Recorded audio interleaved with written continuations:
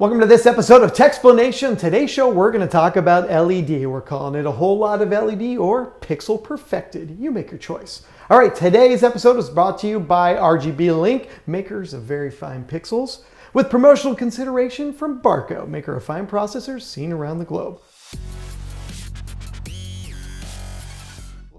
All right, so let's get into the nitty-gritty. Today we're going to talk about processors. And more importantly, why you would need a processor. Now, these are processors that are sitting in front of LED walls or in front of large video walls. Okay, now, but in order to understand why you will need one, you will need to understand the LED walls themselves. What makes a large LED video wall work and what is actually in it, right? All right, so we're going to talk about these. We're using Unilume as a frame of reference. Unilume is our preferred partner for LED. They make the best, they make the most, and they're readily available. All right, so now let's talk about pixels first. So all video images are made up of pixels, right? Those pixels are produced from a vertical resolution and a horizontal resolution. That's the number of pixels high by the number of pixels wide. Okay, now I've got a couple different versions of video here from DVD, SD, all the way up to 4K. Now, before you all send me nasty emails and comments on YouTube or wherever you're watching this, remember, yes, I know there were many versions of 4K, whether it's a post-production version, a pre-production, a distribution, a consumer version. I don't care for today's purposes. We're really just going to talk about the concept of 4K in general and how many pixels make that up. We will save all the 4K variants for another show that should help you sleep at night.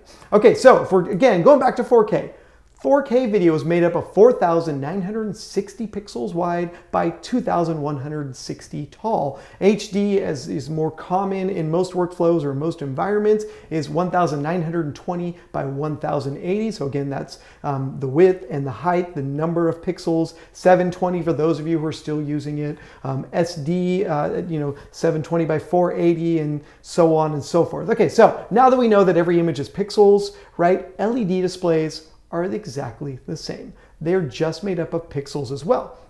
Now, those pixels vary based on the panel being used. So we're going to look at a couple today from Unilume. And first, we're going to look at the 9mm panel. Okay, so that is now 9mm. When you hear people talk about narrow pixel pitch or direct view LED, when they talk about the millimeters, that is the space from one pixel to the next, right? So that space in between those two pixels, and how much is that space? So in a 9mm, we got 9mm of space between each pixel, right?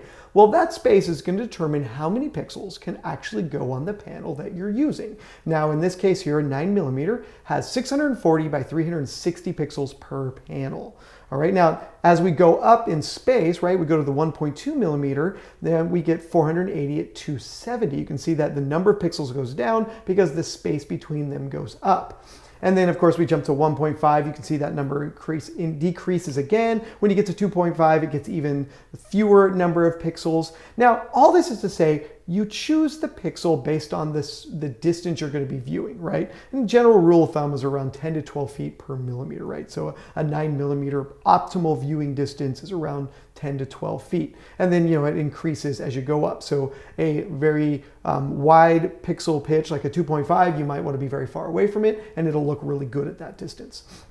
Okay, now, stacking these up though, in order to get 1920 by 1080 HD video, we have to stack multiple panels together, right, to create that large image. Okay, so in this case here, 9mm, we need 3 panels high by 3 panels wide. That is going to give us enough pixels to generate a 1920 by 1080 image, or to display that 1920 by 1080 image. 1.2, we got to go to 4x4, 1.5 to 5x5, and 8x8 will give us 2.5mm of 1080p. That's how we build our video wall.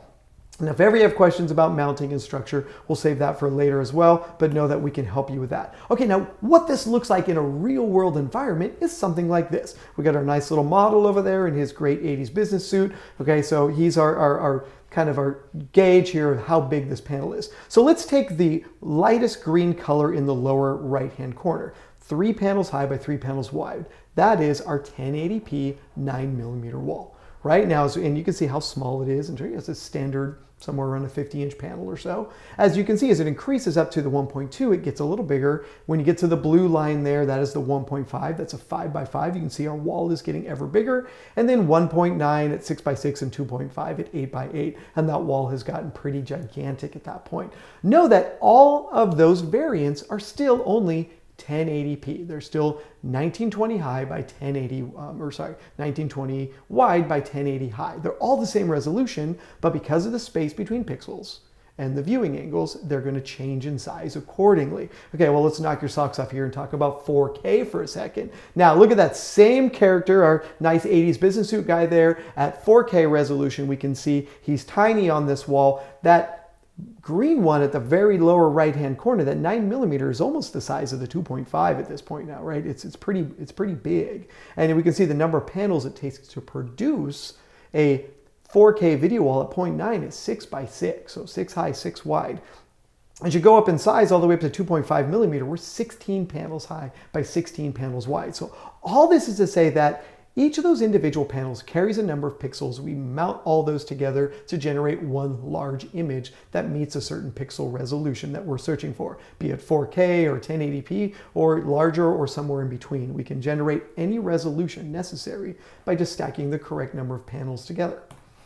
All right, so now if we're going back to 1080p for a second, 2 million pixels to be exact. So 2 million pixels is what is your total number of pixels in a 1080 wall. Okay, now pixels by themselves on an LED wall are fairly useless, as the slide says there. And so you need something to make them work. And that's where the image controller comes in, right? So the image controller is going to be the gateway to this data. And then the receiver card is going to mount in the panel. That is going to be the translator tool that's going to map those pixels up to the wall. So let's look at how these actually work. Okay, so your image controller, this translates the image. So we take video into the image controller as HDMI or DVI or SDI, depending on your controller. And now it's going to share that data to all of the receiver cards that are mounted in the LED wall, right? And so you get one receiver card per panel, LED panel. The image controller tells each of those receiver cards what pixels they're responsible for and transmits those pixels to that receiver card, which then translates them over to the LED panel. Now, in a real world situation, let's take this nice, 1080p panel here that we've got. That's an LED one that's installed somewhere in the world, right? And we're going to decide, well, I want to get this Blu-ray player up on my LED wall. In order to do that, I assume I plug in a cable, just like any other TV, it works, right? Yeah, not so much in this case. Okay, so in this case here, with LED walls, we have to actually go through the image processor, right? So we plug our video into the image processor. The image processor then splits that source up to each of the receiver cards that are mounted in the LED wall, which then spread the pixels out and control each individual pixel in the LED wall. And that's roughly how we get images up on an LED wall. Now it gets a little deeper than that. So every image controller is responsible for a set number of pixels. And there are different image controllers out there. Some of them, a lot of times they're determined by price or quality, but regardless of all that, it comes down to each controller is responsible for a set number of pixels. A really large 4K wall might require 2 image controllers. A 8K, 16K, even larger, you might be expanding even more image controllers, right? And it's all going to come down to the version of image controller that you choose. We traditionally like to match them up, right? To make sure you're getting the one that meets the wall you're producing and the wall you're putting up. Okay, so we've got that one controller controlling that one wall. Now, other times though, we may find that one controller doesn't, the controller chosen doesn't have enough horsepower or enough processing power to manage all the pixels in a wall, or that wall is too big for any one given controller. So in that case there, we actually split it up and we get more than one controller to break the wall up into 2 images, right? And so we're controlling basically 2 independent walls, but they're all getting the same image and sharing that image across. In projection, this might be image blending, but we don't have to do that here. So there are times when you need more than one image processor, right? Now, in order to make that work though, we actually have to split the image prior to coming into the controller. So we need to have a box that's going to set in front of that, take our original source content, split it evenly or unevenly, depending on how our image controllers are set up. And that is where a scaler comes in, right? So this is where we get an image processor or an image scaler that is going to then manage the sources going over to that wall. Okay, so in this case here, I've got the RGB link. This is the X1 Pro E that we're going to showcase right here. So that's the little guy that's on our screen right now, right? And in this case here, we need to take our original source video and we need to split it evenly out to those two image controllers so that they each get the correct number of pixels for their side of the wall, right? And so we take our Blu-ray player, we plug it into the image controller, to the X1 Pro E, and then it takes the source content and slices it and spreads it out evenly. Now, in this case here, we did do an even slice down the middle, right? Left image, right image. However, in some instances, it's not always like this. Sometimes it's 2/3, 1/3, or it's just a row of LED panels. So that isn't always the case, right? It's not always an even line when you're looking at your image controllers in your video wall. It's all going to be based on the controller that was chosen and the number of pixels that you're driving in the wall. So in this particular case here, it was pretty even split. We sliced it right in half and shoved that image. Okay, so that's where the X1 Pro E, if you remember at the beginning of the slide deck, we said, hey, what I want to talk about is the X1 Pro E, but in reality, we wanted to show you why you would even want one in the first place. So here's my recommendation. Every video wall needs a box like this in front of its video wall because it solves problems. Sometimes it's your incoming resolution doesn't match your display wall. Sometimes it's that you never know what your incoming resolution is going to be or it's going to change. And you always want to know that the correct pixels end up on the screen in the correct place. So the X1 Pro E, 4 DVI inputs, 4 DVI outputs, a lot of flexibility, windowing, splicing, and scaling. So we used the splicing feature in this particular case. We spliced that image in half and then output it on 2 different DVI ports so that we can get it up on the screen in the correct place. Now this is capable of 4K, so we can actually do a single 4K input or multiple 1080 and one 4K out. So we got a lot of flexibility in this little processor here. Now, this is what it would look like in case of running more than one wall. We've got 2 1080p walls, right? And we want to take an image and map them to both, or we want to have 2 different images up on the screens in different places, or we want to merge those 2 images and make one large 2K wall by merging 2 1080p walls together.